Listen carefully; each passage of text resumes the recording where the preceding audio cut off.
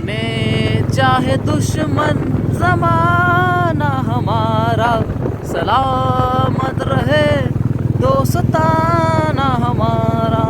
मित्रांनो, आम्ही आज चाललेलो आहे. एक दोन काम आहेत आमची. एक कॉलेजला एका विजिट द्यायचे आणि दुसरं काम आहे ते म्हणजे सांगतो. साताऱ्यात कॉलेजला जाण्यापूर्वी पहिला मी ताईसाहेबांची भेट घेतली. तर नेहमीप्रमाणे आम्ही इथे पोट भरून जेवलो.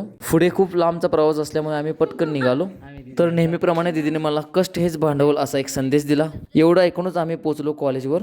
कॉलेजचा व्ह्यू एकदम खतरनाक होता. जंगलाच्या मधोमध असणारे असं जंगल वाटत होतं. पण ह्या डोंगर रांगात खूप चांगल्या प्रकारे असं हे कॉलेज वसवलेलं आहे. कॉलेज निसर्गरम्य वातावरणात वसवण्याचं कारण खूप आहेत.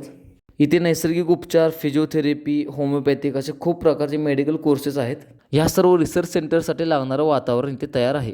दुसरं आमचं अर्जंटमध्ये काम होतं ते म्हणजे पुण्यामधील सायलिफ या कंपनीमध्ये जाऊन बोरवेलमधील मोटर दुरुस्त करायचे होते.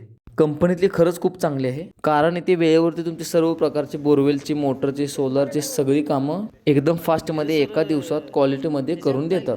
पटकन आमची मोटर रिपेअर करून घेतली आणि आम्ही निघालो पुढच्या कामाला. मग झाली आमची आता जेवणाची वेळ. मग रणजितचा उपवास आणि मी व्हेज. मग आम्ही व्हेज स्पेशल खेड शिवापूरमधील शाखा शिवराज धाब्यावरती गेलो. शिवराज धाबाच्या काही ठिकाणी शाखेत खरंच खूप चांगलं जेवण मिळतं. मस्तपैकी जेवलो आणि रात्री 1ला आम्ही घरी पोचलो. धन्यवाद.